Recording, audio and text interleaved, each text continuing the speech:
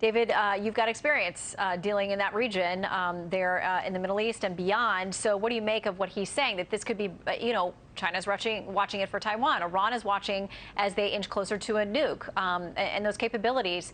What do you make about the fact that this isn't just about Russia and Ukraine? Well, General Kellogg makes a very good point. I think that Russia and China will only curb their ambitions if they believe there will be serious costs. And that has to include, for Putin, costs to his military, that there will be significant casualties. That's why the U.S. is arming the Ukraine, and that's why I think the Biden administration has woken up to the realization that sanctions and economic costs are not going to be enough.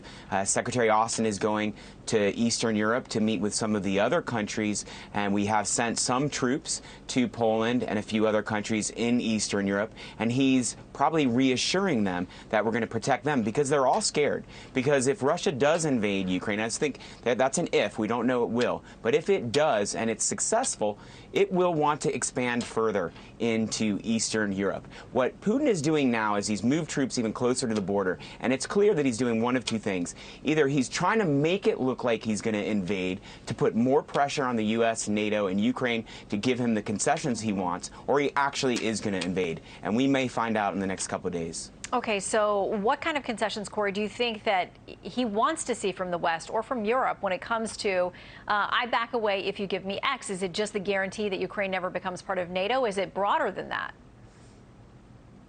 Well, I think that it's going to be a lot broader than that, because, again, we could have probably have de-escalated this with just the removal of the NATO table. But I think that now that he's already positioned all of his troops, now that he knows that he has the upper hand and all the bargaining chips, I think he's going to ask for a lot more.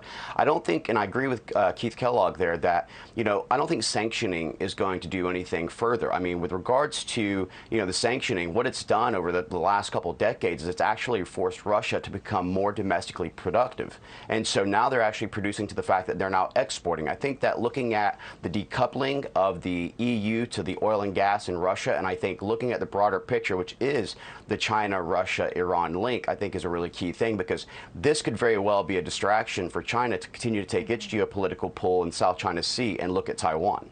And David, I want to ask you about the statement that Zelensky made today, that the invasion's coming, it's going to be February 16th, we're going to fly our flags, this whole thing, and people reacting like, is this tongue-in-cheek? He's kind of, he's a comedian, this is what he does. I mean, it rattled a lot of people in a lot of markets. What do you make of that statement?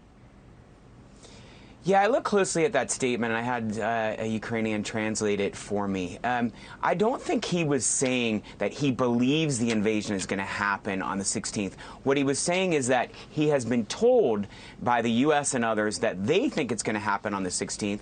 He's not sure that's accurate, but he's saying we're united and we're ready if that's going to happen. But he's still trying to calm his country. And as your correspondents, the Fox News correspondents, have pointed out, the ones that are in Ukraine, things are still pretty calm in Ukraine. People are going about their normal life because they've been living with this threat of Russia for many years, whereas we're in some ways more panicked because we see the indications that Russia may go in. But they've already been fighting Russia in eastern Ukraine for 8 years. Yeah, they have made a number of sacrifices, and there are proud people who have said they will fight no matter what happens.